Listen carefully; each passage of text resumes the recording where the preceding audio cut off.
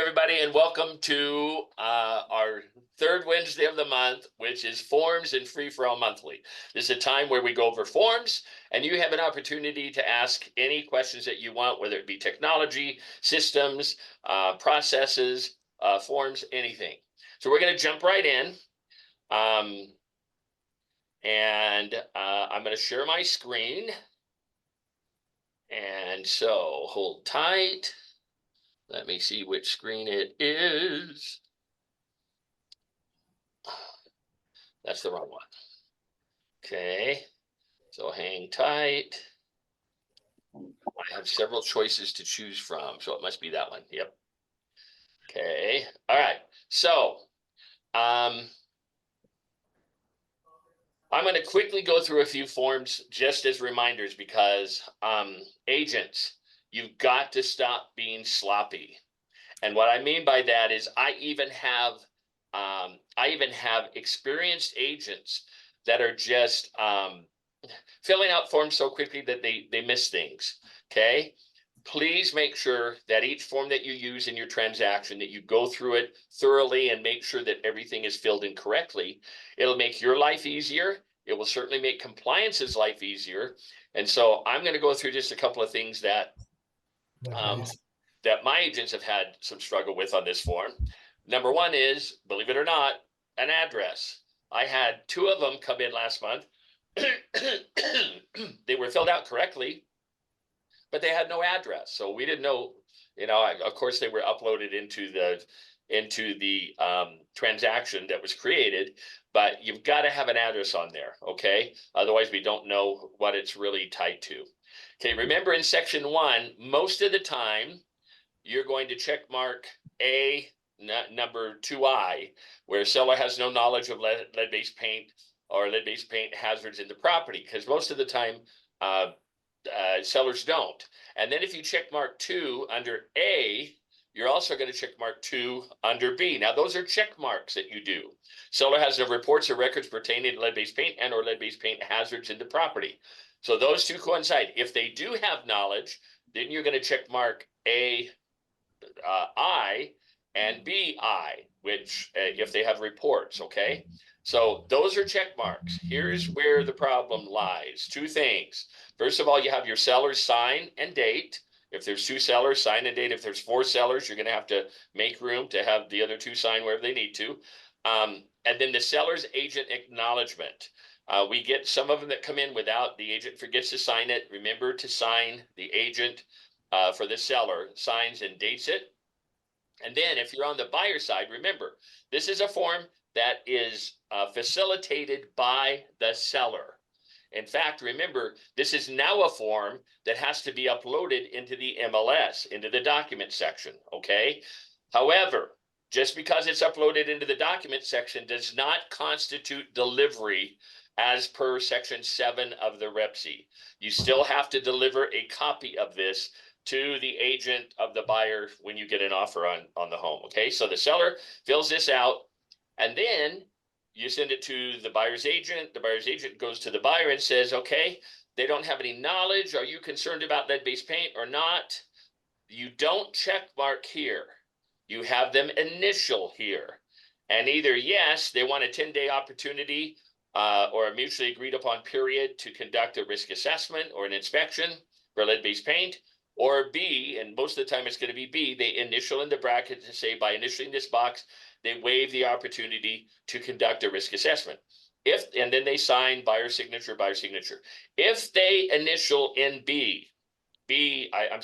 C, it would be C double I, okay? If they initial there that they're waiving the right, then you need do nothing more, okay, other than get a copy of this back with their signature and their initials in that box. If they initial in single I that they want to do a 10-day risk assessment, then there's another form that has to accompany the offer. At that point, you have determined that they want to do an inspection, and so then they do the lead-based paint addendum to the real estate purchase contract. Remember, you don't do this addendum if they waive their right to an inspection. You only do this if they want to do an inspection, and it's filled out, of course, by the buyer's agent. okay, and submit it to the seller. Okay. All right.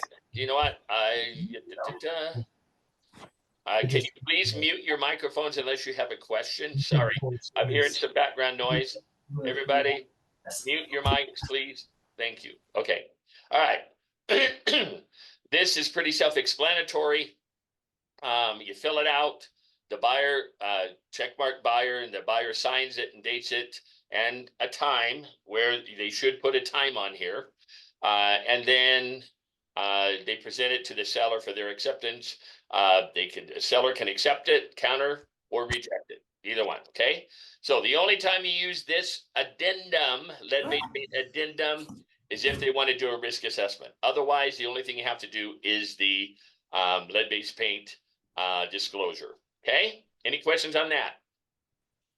Okay. Next question. I get this all the time, and I'm serious when I tell you it's like fingernails on a chalkboard for me. Okay. Listen carefully. There's a reason for this. The Division of Real Estate says when there's a form that covers what you're intending to do, you should use it. Okay. So first, you guys are really good at this one because you have to use this one. If you're doing an FHA loan or a VA loan, you have to use this form. Okay. It's pretty self-explanatory. You're asking for closing costs. I have people say sellers shall make any and all acquired appraisal required repairs provided that the cost does not exceed blank. And the second one is really for VAs because they require a pest control report and they will cover the cost not to exceed X amount of dollars. Jeff, I'm going to put you on the spot. What do you normally put in these two blanks? And then I'm going to tell you how I view it. Are we talking FHA or VA? Let's say FHA. So FHA for the appraisal required repairs, it depends on the condition of the home. If the home's in good condition, I don't notice anything that an FHA inspector would flag, then I just put $100 in there just to cover something. If I notice that there's going to be, handrails missing or broken glass or whatever, then I'll try to estimate about what that's going to be and put that in there. As far as pest control, if it's FHA, I don't put anything in there because FHA in Utah doesn't require a pest control certification. But if it's VA, if it's VA, I typically put $300 in there. That usually covers any certification. Yeah, I think they're about $295. I think you're right. So let me tell you, I am naughty at this. Okay. Let me tell you what I mean. I put zeros in both of these. Let me tell you why. Because when you submit an offer, if you have $500 in here, repairs not to exceed $500, and you have $300 here, that's $800 that a seller's agent is going to subtract from a seller's bottom line. So showing that you're going to get $800 less than if you pay nothing. My take on this is, and I think Jeff's is probably better. I used to do it that way, but I got so much kickback from offers not getting accepted because I would put $500 in here and $300 in here. They said, yeah, that just pushed it over the top that the sellers didn't want to accept that. If there's appraisal required repairs, who has to make them anyway? The seller does. And so I figure by putting a zero, that's going to be negotiated during due diligence anyway, or most of them. There still may be some things that the appraiser catches, but I put zeros in there, and either way, you just want to be as reasonable on these two lines as possible so that it doesn't subtract too much from the bottom line for the seller. Okay. Let me give you the reason that I actually put numbers in there versus zeros. And I actually changed from putting zeros to putting numbers in there. And the reason is that just because the appraisal comes back and says the seller is required doesn't mean the seller has to do it. The seller can just say, no, I'm not going to do those repairs at all. Take it or leave it. If you don't want it, that's great. We'll just move on. I'm not going to do those repairs. And at that point, your deal's dead. If you're FHA, they're not going to do it, and FHA can't pass it off. You basically have to cancel because you can't buy the property. And so instead, I prefer to put a number in there so that the seller, if appraisal required repairs come back, they're already on the hook. They've got to make 500 or 1,000 or $300 worth of repairs, because they've already agreed to it right here. They can't say they won't do it because it's already in the contract. Thank you, Jeff. And that's why I used to do it too. So what I'm going to give you on this, you have a choose your own adventure. Okay. Hey, Doing Don, can I say something on that? sure. I think it's going to depend on what the market's doing, right? When everybody was getting 20 offers, I mean, you'd probably put zero in there, but That now I think you might get away with putting in, whatever, like Jeff says, you can estimate, what a handrail or a broken window would be, which they would want to fix anyway. yeah, But yeah. yeah. And and you're absolutely right. The market does dictate a lot of these things. The reason I say choose your own adventure is because my way is legal. However, like Jeff said, you're taking the risk of if there are some repairs that the appraiser requires and the seller says, no, I'm not doing them. Well, he's not on the hook to have to do them.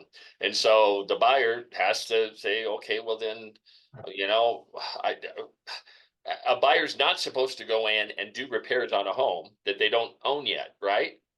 But sometimes that happens, or maybe they'll take the price of the home down a little bit to cover the repairs, and the seller goes ahead and does the repairs, or something like that, or I mean raises the price or whatever. So doing it Jeff's way, you have the seller on the hook for doing at least that much in repairs. So it's a one way or the other. Okay. I'm going to tell you that Jeff's way is probably a little safer, but I live on the wild side. So anyway, okay. And then right here is where you put how much you want in closing costs. Okay. Now who can answer this? If you have an FHA transaction, uh, can a buyer cancel the transaction and get their money back, their earnest money back, if it's after financing and appraisal deadline? Yes. Okay, yes. Okay, how about if they put non-refundable money down? Can they get that money back? So You're now a little quieter. I still think that's yes. uh, good guess. So let me tell you why the answer is yes. So that's why sellers basically a lot of sellers agents don't like FHA, because they're taking a risk that a buyer can get all money back up until settlement. If they went to the settlement table and said, you know what, we're going to cancel, they would get all their money back, even if they put non-refundable money back, because of the wording here. So it says right here, for an FHA loan, the purchase price exceeds the appraised value of the property, excluding closing costs established by the FHA appraisal.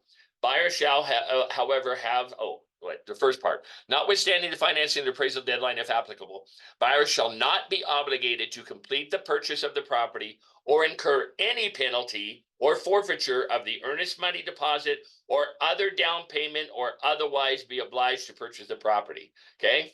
So it covers any money that they put down, they're going to get back. Okay. So that's one of the reasons why sometimes a seller's agent or a seller will shy away from an FHA. Okay. But you ask for the closing costs here, and then they sign. Okay. Now, if it's not an FHA or VA, what do you use? Here's where I'm having the heartburn. I see agents just writing in a blank addendum, seller to pay $10,000 in closing costs. By the way, I wanted to share with you something that just happened. Let me backtrack for just a second. This past week, we had an agent that had the buyers put in an offer at, let's say, 425. 425. They asked for $10,000 in closing costs, and the appraisal came in at 415. Okay. Does the buyer get their earnest money back? The appraisal came in at 415 and they asked for $10,000 in closing costs. They had offered 425. The answer is no, because you subtract the $10,000 closing costs that they asked for from the 425, that takes it down to 415. The appraisal came in at 415. So the appraisal came in spot on. This is an actual transaction that happened this week. So therefore, they thought they got their earnest money back. Their agent told them, oh yeah, you get your earnest money back. No, because you have to subtract the closing costs from an offer like that. So in that case, they did not get their earnest money back. Okay, everybody understand that thinking? So that's an area of caution that you want to make sure that you understand that both on the buyer side and on the seller side. Okay. All right. Next, if you're going to do anything but a FHA or VA loan and you're asking for closing costs, you guys, there's a form for that. This is the form. Why do you want to use this form? Number one, because the Division of Real Estate says if there's a form that covers what you are trying to accomplish, you need to use the form.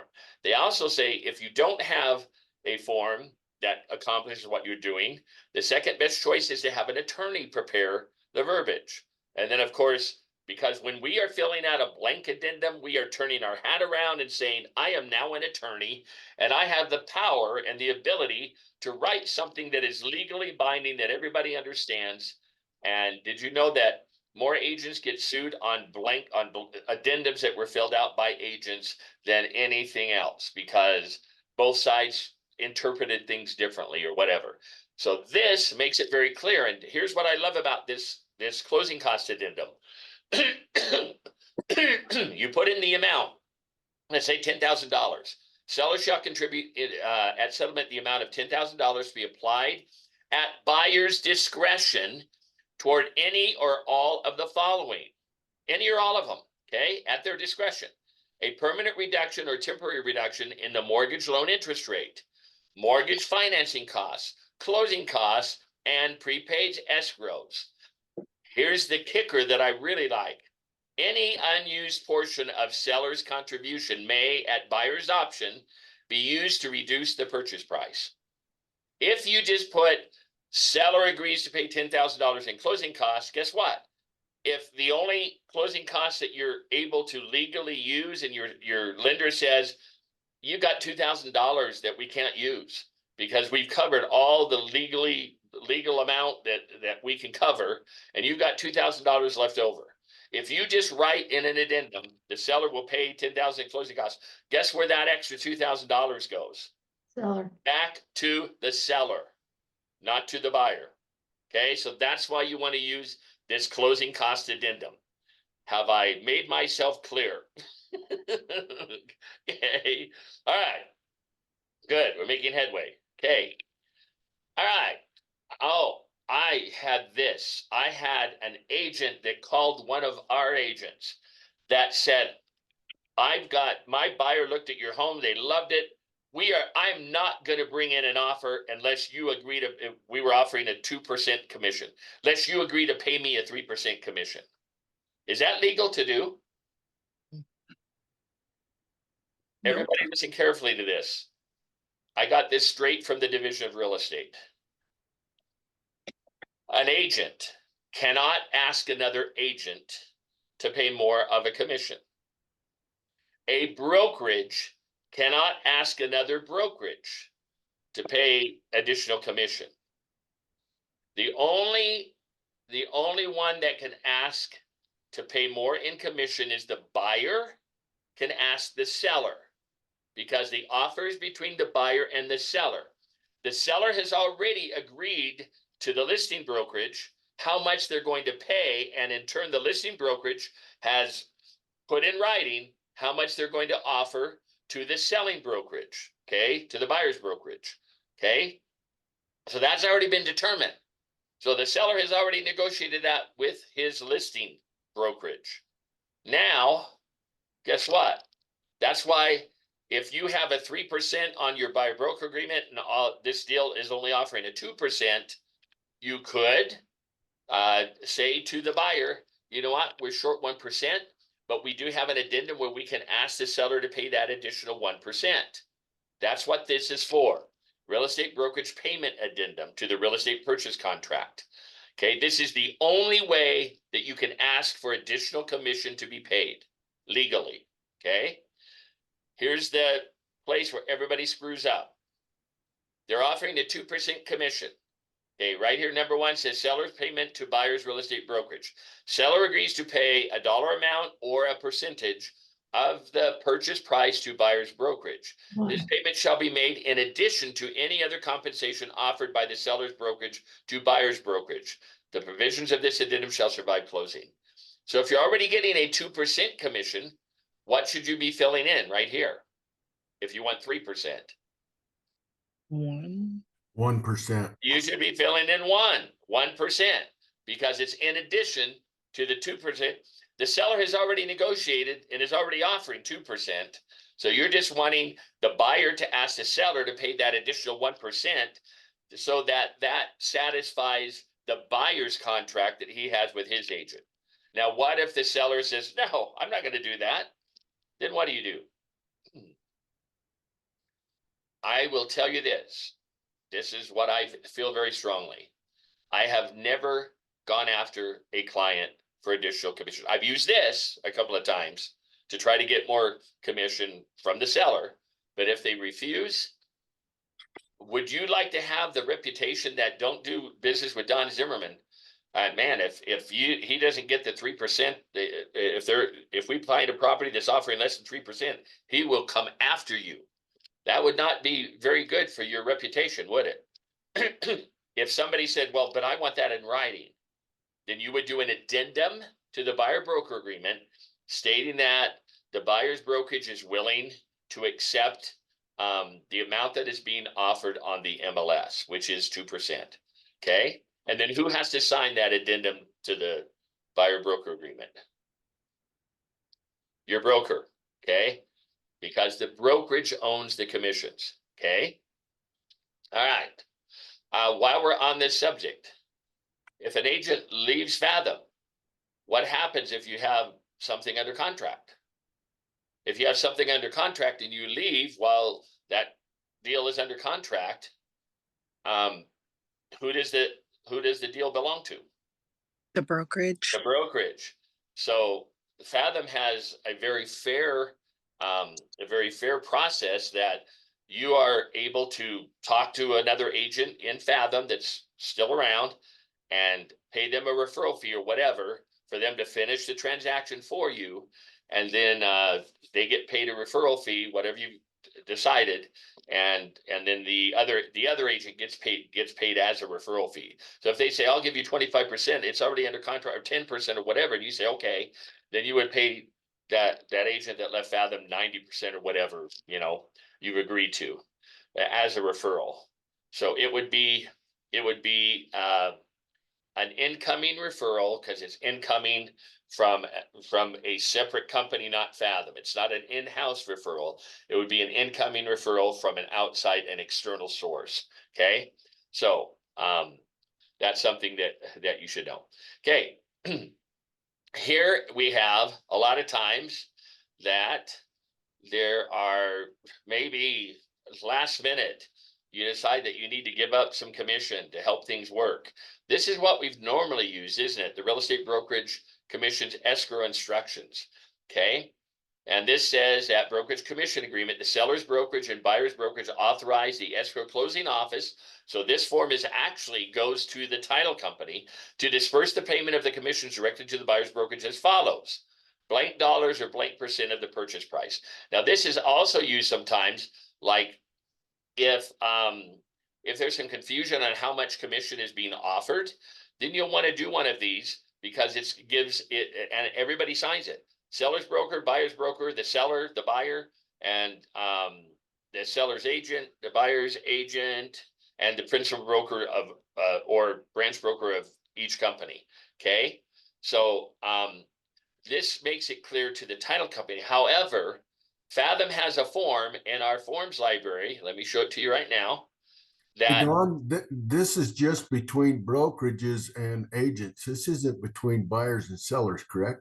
No, this is actually, not even between, it's not between brokerages, it's not between the buyer and seller. It's not between, remember, this is just saying, okay, I'm getting paid 2% of the purchase price. This is how we're going to disperse it, because maybe I'm giving up a little bit of commission, and in the additional terms, I could say, buyer's brokerage is giving up $300 toward the buyer's closing costs or whatever. This form could be used. However, the form that I think is better is our in-house form, and it is this form right here.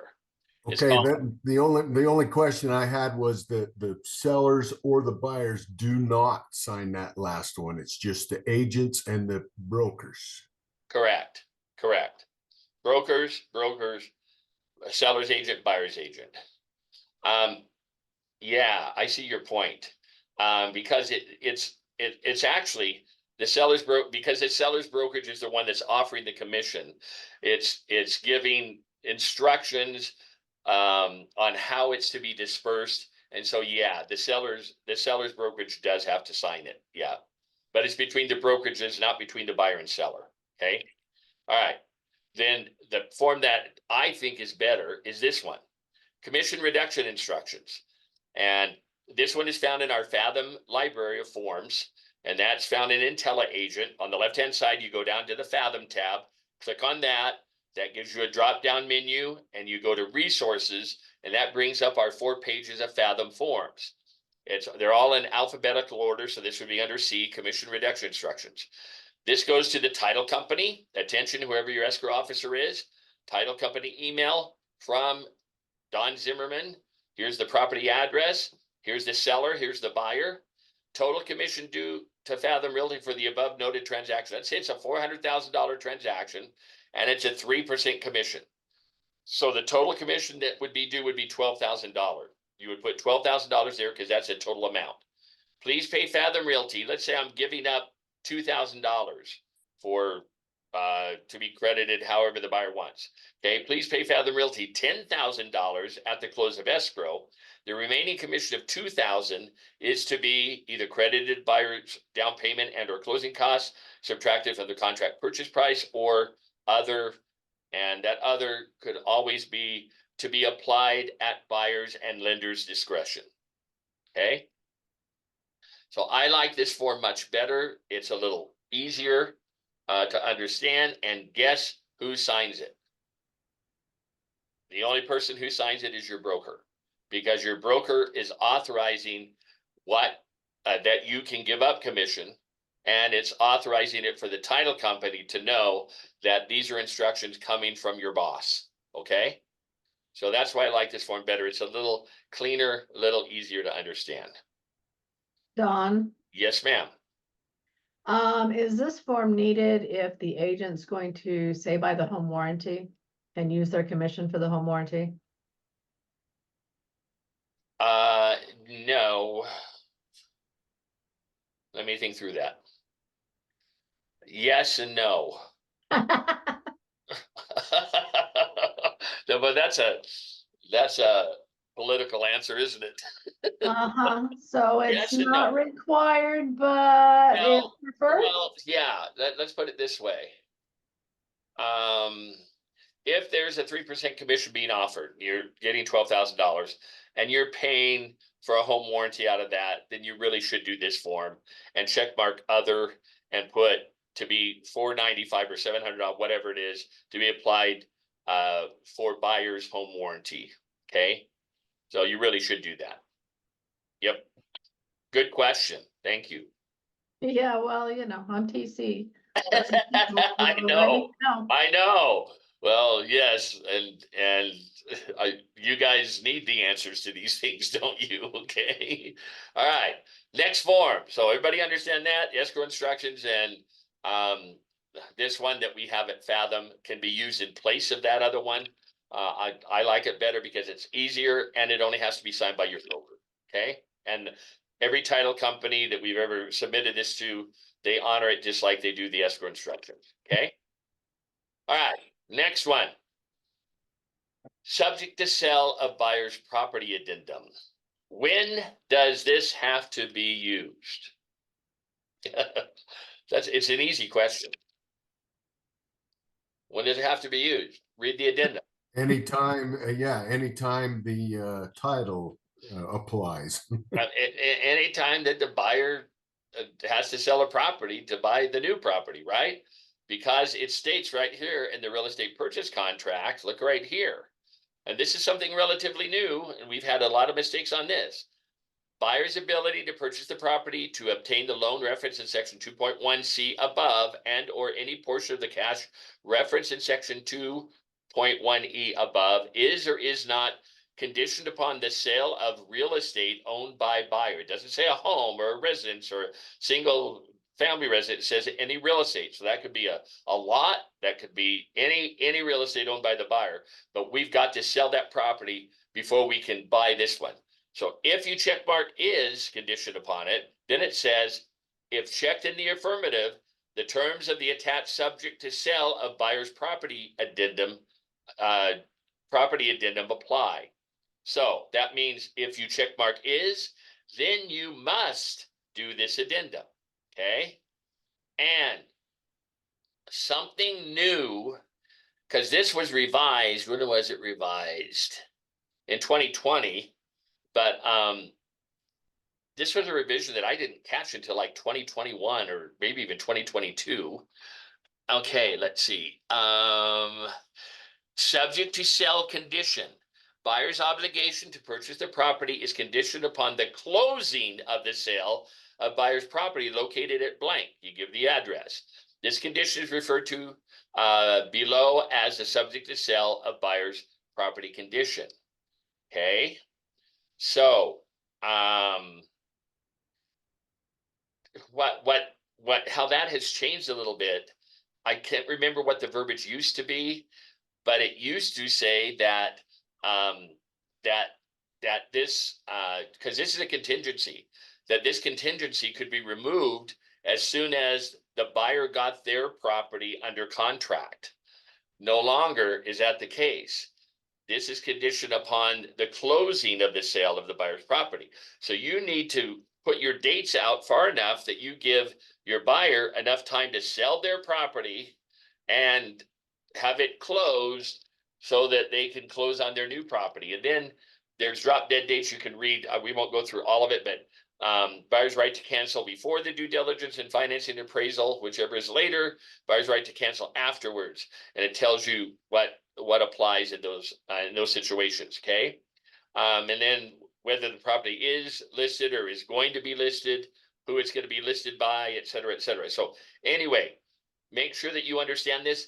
If you have some problems understanding this, or on how to create the dates, on here so that you have enough time to get their property closed, to close on their new property, contact your branch broker. We've had a lot of experience at working with these. And so, but just know that this is a requirement. If you check mark in the REPC on page 1, that it is conditioned upon the sale of the release of real estate owned by the buyer. Okay.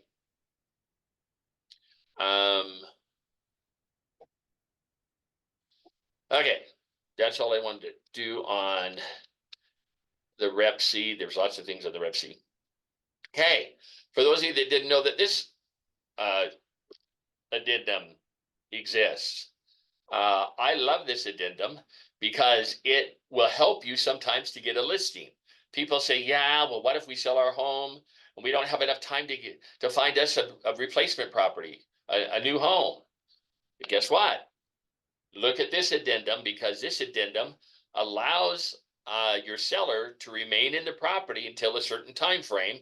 And you have to, again, pay attention to all the verbiage and everything, because you want to give the seller enough time to find a property. And then if they don't, they need to cancel by a certain deadline that they put on here, the replacement property deadline, so they can, they're not putting themselves in jeopardy and have to move forward to sell their home. But this is a good one that you can extend the date out a couple months, 3 months, or whatever, if the buyer is willing to do that, to give the seller enough time to find a replacement property. Okay. So Tom, Yes.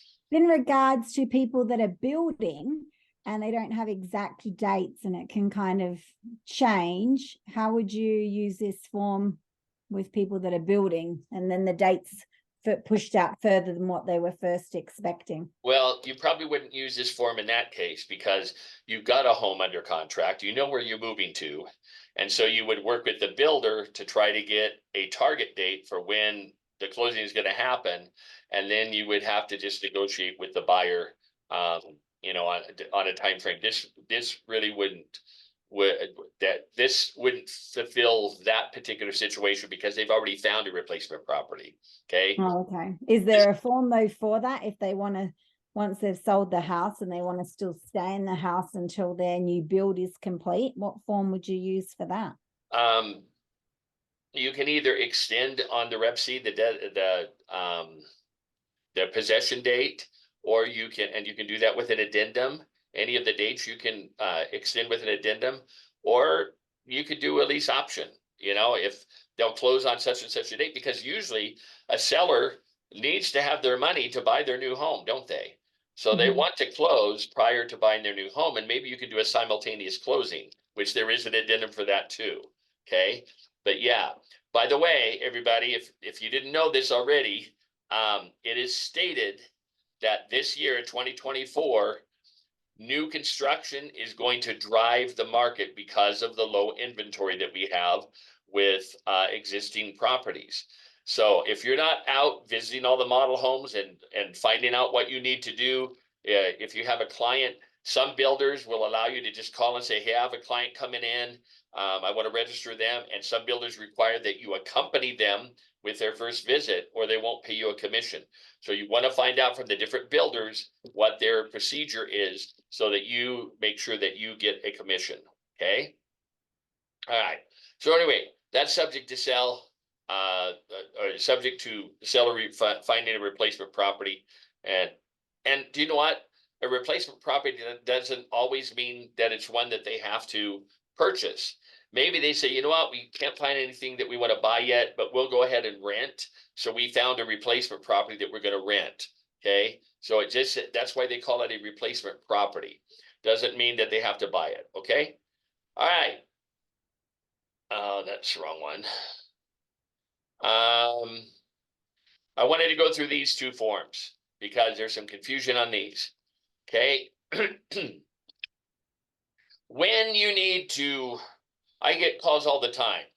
Like, I'll get a call at 10 o'clock this morning, let's say, and they say, Don, our financing and appraisal expires at 5 o'clock today, and we don't have the appraisal back yet, and so we don't know what to do. We don't want to move forward until we know that the appraisal comes in okay. What do we do? Well, this contingent cancellation is the way to save a client's earnest money. So look, extension of deadlines. Seller and buyer hereby agree to the following. Financing appraisal deadline would be extended to blank date. Notice of cancellation. If for any reason seller does not accept the terms of this addendum in its entirety by the applicable deadline provided below, this addendum shall act as buyer's written notice of cancellation of the REPC pursuant to the financing condition. And deadline to accept this addendum is the last mutually accepted financing and appraisal deadline prior to this addendum, which that means whatever your financing and appraisal deadline was on the original offer, that is what the cancellation drop dead date is for this addendum. Do you understand that? So you're asking for them to extend a deadline, and if they don't, then this form serves as a cancellation. And people say, but Don, they want the property. Okay, that's fine, but you don't have the appraisal back yet. Do you want to save the earnest money, or do you want to take the risk of just saying, okay, well, we'll move forward anyway, and then 2 days later you get the appraisal back and it comes in $30,000 low, and now you don't get the earnest money back. Okay, so I always say this is a way to be safe, to protect the earnest money. You can always reinstate the contract. You can always do it with an addendum by extending the deadlines, or you can do it with a reinstatement of REPC, which is also a form that there's a form for that on the MLS. And so, but this will solve your immediate problem, which is to save your client's earnest money. Everybody understand that? Yeah, By the way, I think Don, when you get that far down the line, most sellers will accept this, right? They don't want to have to start over again and that kind of deal. In my mind, anyway, and in the experience that I've had. and that's perfect, Mike. Yes, yes, I agree. Um, and some people say this is awfully harsh. You're saying we're going to cancel. Well, but it's going to be awfully harsh if you lose your client's earnest money too. And so, if you sent this over, it would be maybe with an email or a phone call to the other agent saying, we really don't want to cancel the deal. We just want to save our earnest money. So as long as you guys can extend the deadline, the financing appraisal deadline, by 5 o'clock today, then we're cool. We want to move forward. This is just covers it because at 5:01, their earnest money becomes non-refundable no matter what. Okay. Unless it's an FHA deal. So, and the appraisal comes in low, minus the closing costs. Okay.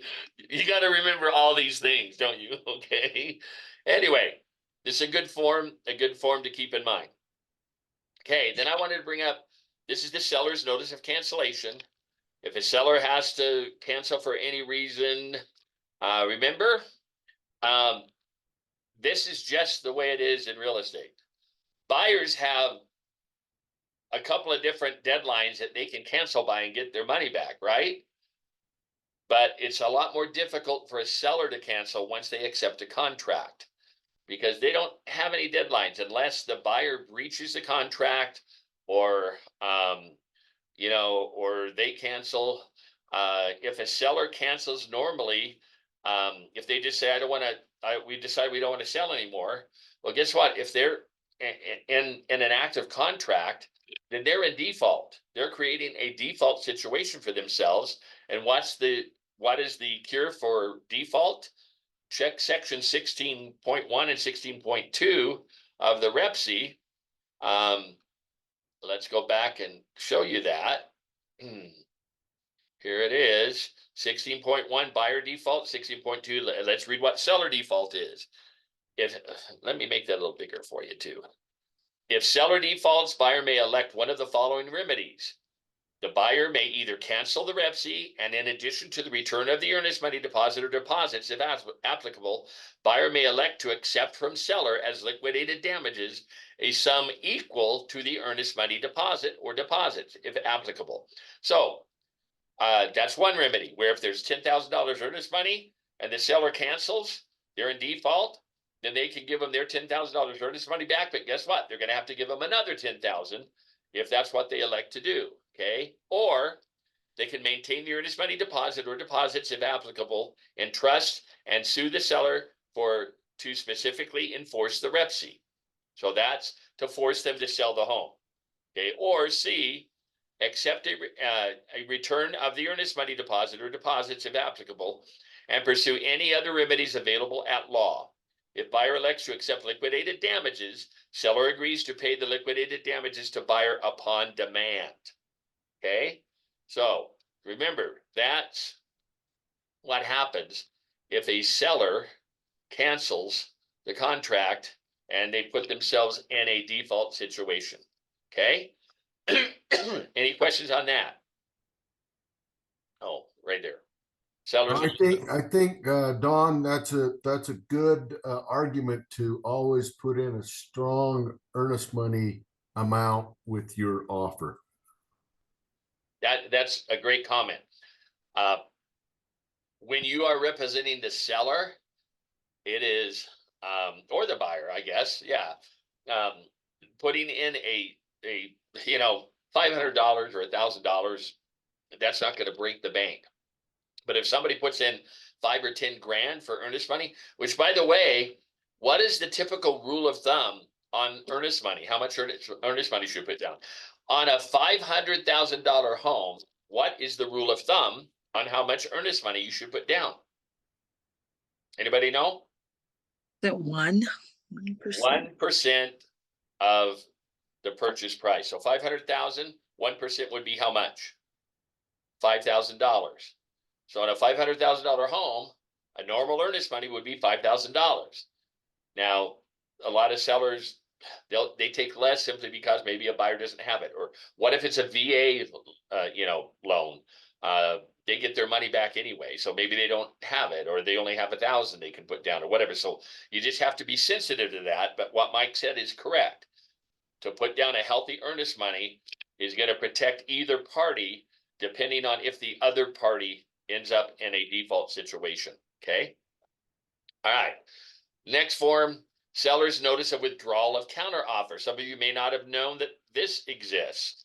A seller, let's say that a seller, you're kicking back and forth with an offer. The seller's not real happy with it, but they send a final counteroffer, and they verbally have talked about it, so they just send a counteroffer. But then they get a new offer that's $20,000 more. Oh no, we don't want to sell it to the first people. What can we do? We already sent that counteroffer. You can call. The first thing you do is call and immediately say, we cancel the counteroffer we just sent over. Okay? And then you send over this form. So as long as you contact the other agent, who is a representative of the other client, okay, the buyer in this situation, then you can verbally say, we hereby cancel the counteroffer we just sent over. And then you send this over and you're canceling the counteroffer, and you go back to the next whatever counteroffer. If you didn't have an accepted contract and you were still kicking back and forth, then basically the contract will be canceled.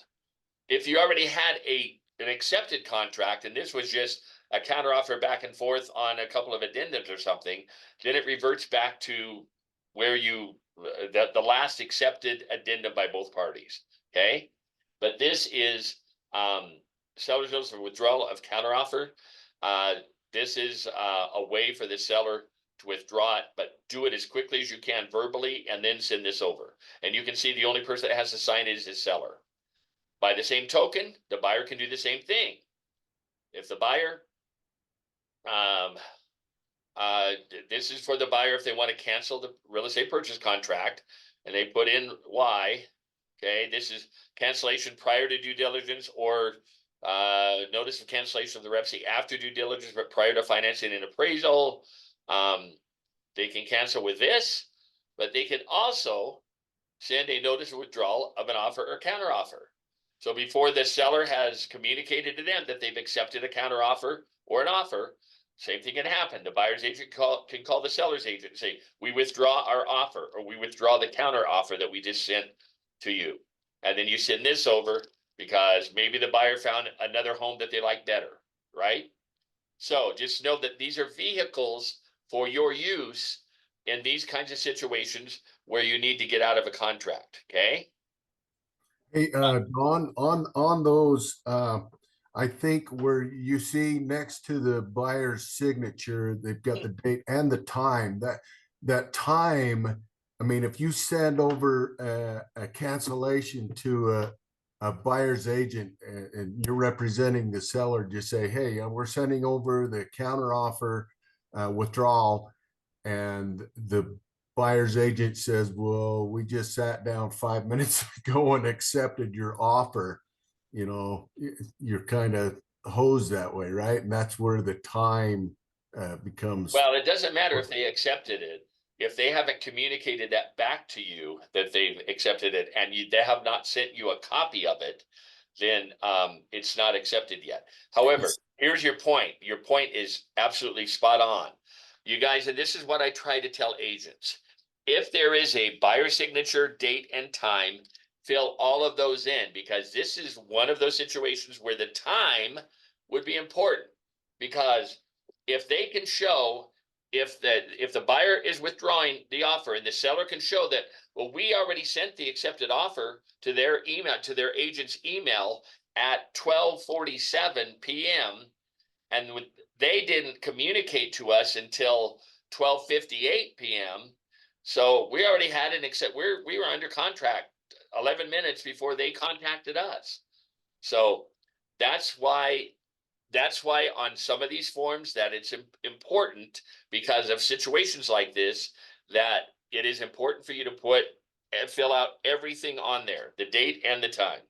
And in SkySlope, there is, if you click on the date, that will only put in the date. But if you click on the time, that when you drag that down, that puts in a date and time. Okay. It doesn't say date and time, it just says time. But that does the date and the time. You don't have to do the date and then the time. The time you pull down and it gives you the date and time. Okay. So thank you for bringing that up, Mike. So rule of thumb, get in the habit. If there is some information on here that needs to be filled out, you want to fill it out. Make sure it is done. Okay. All right. That's what I have for you today. Does anybody have any questions on anything? Anything on processes, forms, on anything, SkySlope, technology? And no questions on any of this? I am an awesome teacher. You guys understand all of this, don't you? Hey, Yes, you are. Yes? this Go ahead. thing.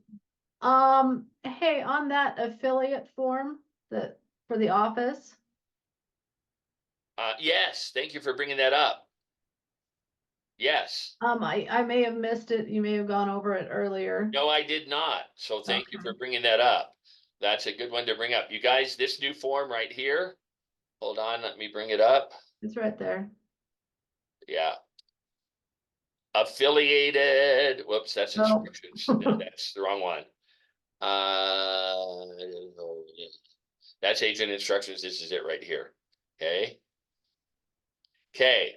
You guys, we were breaking the law previously. We did not know it, but any company, since you're 21, does this. So does Coldwell Banker. Every company that has affiliates that they own that are part of their umbrella of services, this disclosure form has to be signed whether your clients use our affiliated businesses or not. Okay, and you can see that they have to give an estimated charge. Well, look, title policy anywhere from $0 to $4,000. Okay, so it's just it's a silly form, but it's to acknowledge that that your clients know that there are some services that you can provide, and because all of these Verus Title, Dagley Insurance, and Encompass Lending Group, these are all under the Fathom Holdings umbrella of companies. And so just put this in like the wire fraud alert to let people know it doesn't mean you have to use any of these companies, although they're good companies to use, you guys. We'll have a conversation on that another time. But they just have, you put in the buyer or seller's names here. The property, actually, you can see that Fathom Realty from Fathom, and a property in Utah and the date, and they don't even have to have a property address yet. Okay, and then just have them sign that they have acknowledged that if they use one of our affiliates, that what it tells them is that Fathom makes some money off of our affiliated businesses as well. Okay. My question is see the date on the top? Yes. What is the purpose of that? The date. Uh-huh. Is that supposed to be the date you send it to them, the date of contract? The date that they sign it. Okay. So it would Well, be the same they're date. gonna have a date down there by their signature, so why Yeah, do the date? I would put it as the same date. I would, because you're filling it, like I say, if you get in the habit of doing this when you do the buyer broker, because the buyer broker agreement, the buyer's due diligence form, and wire fraud alert, all three have to be signed together at the same time, right? Add this as the fourth form that has to be signed at the same time. Okay, get used to just putting this in your packet of agency disclosure forms, and then you won't have a problem with it. But yeah, I would just put in the date that the date, for instance, wire fraud alert, it may have a date that you fill it out and they sign it, and the date that they sign it too. So I don't think that so much matters as making sure that the date is close to when or is the same date that you filled out the other contracts, the other paperwork in the contract. Okay, Well, that would be the same as when you take an ERS. correct, correct. Or your or your BBA, buyer broker agreement. Yep. Okay, thank you for bringing that up, Amy. Was that you, Amy? Yeah, that's me. Hey, could you guys make a form filled for the buyer's information or whatever? The other forms we have to fill out from the system, they give you an option to fill that in right there. These, you have to go in and upload it to your thing and then refill it in with a text box. It's a, What I'm sorry, I'm okay, so see where you have the name of the buyer, up here, yes, up at the top? yes. The other Fathom forms let you type in that form when you're in resources. This form does not allow you to do that. You're right. They have not made this a fillable form in IntelliAgent. You have to put it into, if you're using SkySlope, put it into SkySlope and Okay. do a text field from SkySlope. You can fill it in. Yeah, I'll make. I think that's a great suggestion, Amy. I'll make that suggestion, but I don't know that it'll come anytime soon. I get it. Okay, because I do paperwork for other agents, not everybody understands that they're supposed to have the due diligence and the wire fraud and this one signed with the buyer broker. Yep, that's what we do. That's what I just said. That you guys in the buyer broker agreement in I section. know that's what you said. I said that's not what agents understand. Yeah, yeah. So just remember, you guys, don't just get a buyer broker agreement or an exclusive right to sell listing agreement signed. That's not the whole contract. If that's all you get signed is just those single documents, you don't have a contract. Because in the buyer broker agreement, it says that the wire fraud alert and the buyer due diligence are part of this contract by whatever it is. And in section 10 or 11, 10 and 11, it's section 10 on one of them and 11 on the other. But it mentions those two forms exclusively, that they're part of the buyer broker agreement. Same thing with the listing agreement. It states that the wire fraud alert and it only mentions the wire fraud alert is, oh no, seller's disclosure and the residential listing input form. They call it just the input form. Those are all part of the contract. And until you have all those filled out, you do not have a fully executed contract. So add this to the list of those and just make sure that that is your agency packet that has to be signed before you get involved with a buyer broker agreement. They all have to be signed before you can write a contract. You know what? Everybody listen to this, because thank you for bringing this up, Amy. Another problem we're having, compliance is tearing her hair out. Poor Beverly. All the time she's getting on new construction where a contract is written and then anywhere from a day to a week later, she gets the buyer broker agreement. And the buyer broker agreement is dated anywhere from a day to a week later. And the agent's excuse is, oh, well, we went there and they decided to write up the contract. And so, I didn't have a form with me or whatever. Do you know what I've done? I'm serious about this. I've done this. I've asked the agent, can I hop on your computer real quick and get a buyer broker agreement and buyer due diligence and wire fraud alert? Or I carry one in my car. Those are two ways that I've done it. So that if you're going to write an offer with the builder right now today, then you better have a buyer broker agreement and a wire fraud alert and a buyer due diligence to fill out and have them signed today. Because if those forms are not dated as at least the same date, if not earlier than the offer that you write, you are in violation and it is a serious offense. And what I mean by serious, I think the first violation is a $2,500 fine, and you could lose your license over it if you repeatedly do it. And we've had a couple of agents that have repeatedly done it. And that's why we have, you guys, we have what's called the agent compliance responsibility form, where if you do something like that, we have to show and put in your file and show that we caught the problem. that we had a talk with you about it and you promised not to let it happen again. And then if you only have one of those in your file and all your files are audited or something, I'll guarantee that the division will turn a blind eye to it. But if they see that you've done it 2 or 3 or 4 times, they're going to hit you hard with fines. And like I say, even the possibility of losing your license. So make sure that you always create agency first. The other problem has been with sending documents through DigiSign, through SkySlope. Here's how to solve the problem. Agents have said, well, I sent them 2 packets, the agency packets and the offer. They signed the offer and sent it back, but then I guess they didn't see the other one, the other packet, until the next day, and they signed it the next day. So the buyer broker agreement, again, is dated a day late. How to solve that?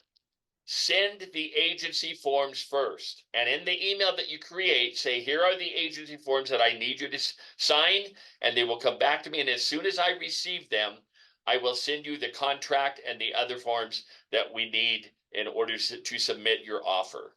Okay? Separate them. Send one first, wait till you get it back, then you can send the offer forms. Does that make sense, you guys? Why don't you just send them all together? You could do that. However, we had somebody that said they did that, and the forms were still signed differently. Oh yeah. It was because they signed part of the forms and then they got distracted, went shopping or something, and then they didn't get around to finishing them up until the next day. And so part of the documents were signed one day and the rest of the documents were signed the next day. And so that's why I say it's best to separate them and wait until you get the agency forms back and then send the offer forms. Okay, that's a way to make sure that you do it properly. Okay. So I don't mean to be a hard nose. I'm just giving you the best way to solve that problem. That's fine. Okay. I wasn't attacking you, Amy. I was just telling everybody. So That's a good point, Dawn.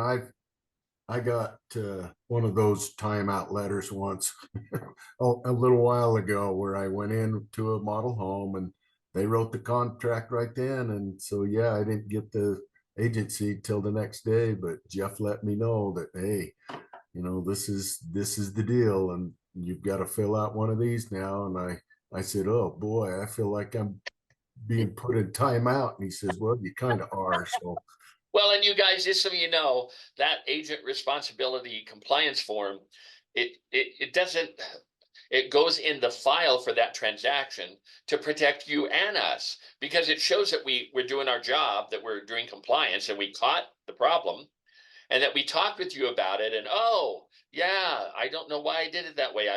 I'll make sure I never do that again. And then it gives you a refresher, how important it is to establish agency first. You guys, all these lawsuits that are going around, most of the states that have been hit with these lawsuits do not have buyer agency. And so they're halfway the wild, wild west, because they're all, I don't know if they're doing sub-agency or what they're doing, where they're all representing the seller, but the buyers are feeling like they're being jerked around. They don't have official representation. Here in Utah, we do it right. We really do. So, but we just need to follow the rules to make sure that we're getting the signatures in the timeframes that are required. Okay. yeah, I appreciated it. And so it kind of snapped you back and let you know that, you know what, you need to fly right. Thank you, Mike. I really appreciate that testimonial. Okay.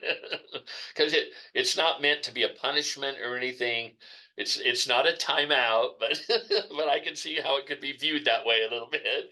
But it's designed to protect both of us and to be a refresher that how important it is to do that. Yeah, I had one agent that said, "Oh no, I feel like you're attacking me," and you're no, we're not. Okay, just follow the rules. If you need some help, I'll help hold your hand and help you with it or whatever. But yeah. So anyway, any other questions or anything, you guys? Great questions. Thank you so much for sharing, and thank you, Amy and Mike, for the questions and the answers and responses. Appreciate it. Anybody else have anything that they want to bring up? We've gone a little bit over time. So if not, a reminder, next week is the 4th week where we have, oh my heavens, it's snowing like crazy here. Can you all see, let me see. In my little picture window there, can you see here, let me turn my camera. Can you see all the snow? It's snowing hard here. It wasn't when I came in, and now all of a sudden it's covered my car already. Anyway, if not, remember next week is team meetings. We may have an announcement to do kind of a fun thing for team meeting next week. If not, we'll do it for the one in February. But we have got our awards coming up. That will be just write down this date. We have decided the date. It is March 13th. It's a Wednesday, March 13th, and that'll be we've got the place. We just I don't want to announce it until we should have that tied up in the next day or two. And we're excited. We're going to do something a little different. We're still going to do a little sit down for the awards, and we're going to make sure that we go through them as quickly as possible. And we're going to do kind of a couple of fun networking things so that you can meet one another. We had some input. Jeff sent out some input, and I've talked to a few of my agents. And the input that we're getting is you'd really like to be able to mingle a little more with agents and get to know other agents from other offices and stuff. And I think that's very valid. So we're going to do musical chairs around the tables. No, I'm kidding.